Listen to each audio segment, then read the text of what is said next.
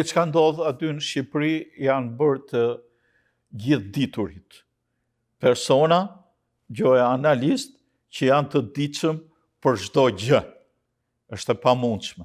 Po, thret një që në televizion një analist për që flet për krimet e këto, pastaj kur e pash i ditë duke fol për sportin. Po mirë, për leja e tij sportistit, leja e tij që ka marru për sport, fjala vjen apo jo?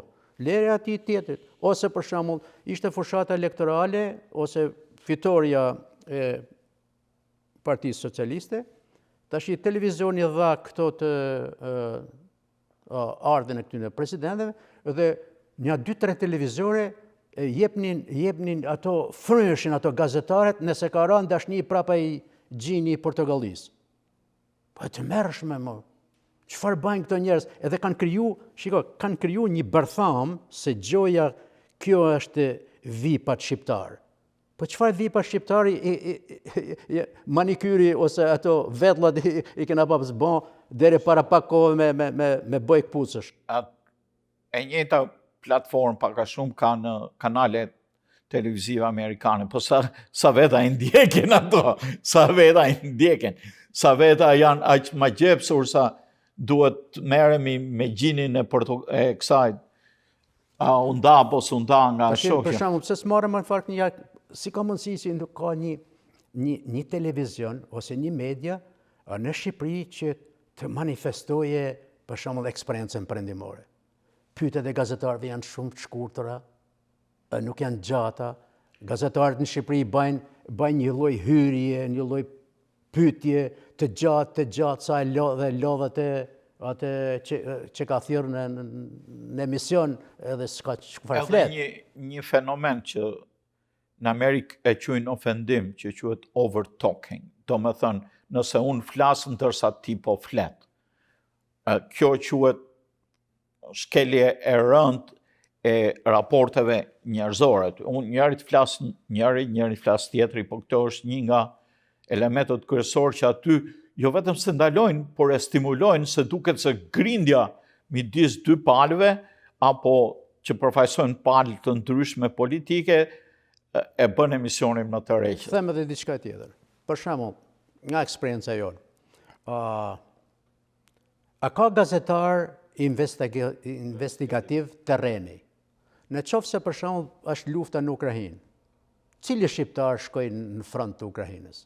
Cili gazetar shqiptar? Në qoftë se kemi në linjën e mesme, për shembull, një konflikt në linjën e mesme, cili nga gazetarët shqiptar shkoi në linjën e mesme, në Izrael, pyeti njerëzit, pa terrenin, pyet... Ka bërë disa herë Top Channel, por nuk kanë quar njerëz kot aty sa për dal. Po jo ma se nuk është ajo si del si Muhamet Veliën, thot 3 fjalë aty dhe mahet si lidri më falë si përmend emrin, si lidri gazetarisë shqiptare, o zoti madh tham ku ka ra gazetaria shqiptare.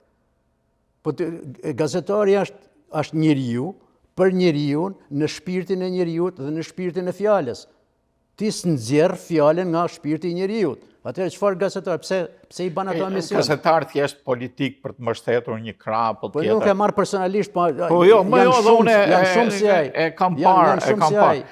Dalim tek konkluzioni OSBE Odirit, që tha që mediat në Shqipëri zotërohen nga partitë politike, 2 mediat kryesore, Top dhe Channel, ka rreth 80% të mediave dhe 1.7% ka syri TV i kraut tjetër.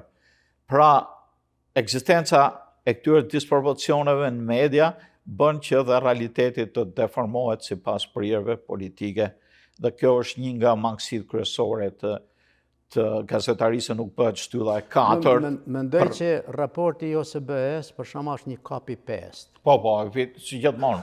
Kur e ka pas për shembull Sali Berisha në pushtetin, doktor Berisha, ka akuzu opozitën. Po.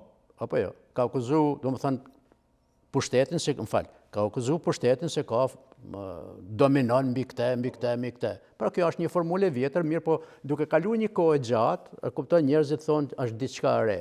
Për mendimin tim, OSBE nuk ka s'ka në një pesh, kush e di se çfarë, as për ndryshimin e zgjedhjeve, as të votimeve, ashtu si nuk kishte ndryshim ose peshë madhe vota jonë, vota e diasporës e cila ndryshoi një ose një deputet, domethënë m'ia dhanë votën, m'ia dhanë pozicionin, njërit apo se tjetër deputet, siç ka ndodhur për shembull ku në Kukës, ku ndodhi në një vend tjetër. A sheh sikur ne si shqiptar kemi një kompleks inferioriteti ndaj ndërkombëtarëve, ndaj të huajve.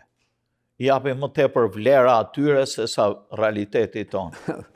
është sigurisht e vërtetë ky konstatimi juaj, sepse edhe ndërkombëtarët përfaqësojnë shtet madh, po unë mendoj se ato janë shumë më të vegjël se sa inteligjenca shqiptare. Pra nuk janë të nivelit lartë ndërkombëtare që vinë këtu. Jo, po ne kemi kompleks inferioriteti, i japim përparësi atyre. Edhe fakti që për shembull Berisha solli një nga Amerika, i dha më shumë përparësi atyre, pse nuk i bënte dot Berisha ato që deklaroi lasivita, e bëri për treguar ja po mua po mbështet Trumpi. Gjëra të pa vërteta dhe gjëra që mund të joshin një elektorat që s'kupton nga realiteti. Mund të them binja ime personale, ardhja e njeriut në Shqipëri i ka bën një dëm të jashtëzakonshëm demokracisë Shqipëri dhe vetë Partisë Demokratike. Sidomos ajo deklarimi i pareve, deklarimi kështu marrëveshje me një shqiptar, se ishin trille, nuk ishin asgjë të vërtetë nuk kanë patur. Një trill propagandistik me fitu.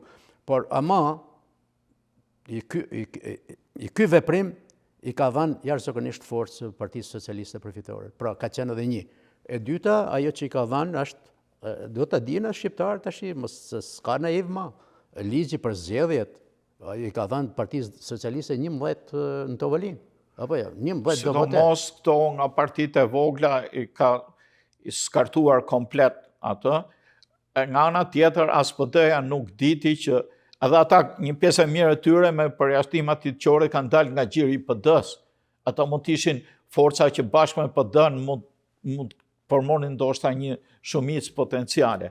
Por në fund të fundit, ajo që luajti faktori është mos të rreqja elektoratit grithe. Shiko, do kulluar nivelin 0 ose nën 0 që e çej Partinë Demokratike Lulzim Basha, duhet ja njohim Sali Berishës, edhe sa është në moshë, duhet ja vlerësojmë energjitë për organizimin e kësaj partie dhe për ta pruar deri në këtë nivel. Unë mendoj se është një nivel jashtëzakonisht i kënaqshëm për opozitën, nuk është një realitet i deformuar, po është një realitet i saktë që kontributi i Berishës ka ardhur dhe ka sjell, domethënë, Partinë Demokratike deri në këtë nivel. Por ajo që mendoj unë, që konsideroj gabim, është se për shembull kur njerëzit ose sidomos shqiptari merr një pozicion, një karrige, nuk don me pyet tjetër, ka qenë mirë edhe me degjesen, me intelektual edhe jashtë, e kupton në mënyrë që me organizu ma mirë. Pra ai solli deri në këtë pikë. Por futja në listat e mbyllura të njerëzve të mbyllur për të hapur për sherrë dhe lënia e njerëzve që kanë reputacion në popull dhe nga Partia Demokratike, sepse shiko, Partia Shqiptare është populli shqiptar e don edhe Partinë Demokratike, apo jo? Një aspekt tjetër, një nga këta që merret me këto rrjetet sociale, ai Vernozi, po kishte nxjerrë një video Facebooku që thoshte koka blu, bëdha e kuqe, për të tallur. Në aspektin vizual, ose në aspektin e pa hyrë në thellësi, për shembull, paraqitja asaj hartës roz poshtë, edhe një kësul si e prekcalit atje në Vermosh, nuk pare të rëgon. Shiko, kam debatu edhe me njerëz, kupton. Në kohën ma përpara, kur Shkodra ishte qendra e elitës kulturës shqiptare, edhe djepi i patriotizmit dhe i preferencave të instaluara perëndimore, vinin shkriptarët e Azdreni, vinin e takonin Koliqin, pinin qaje, ai Kutelje, shumë shqiptar.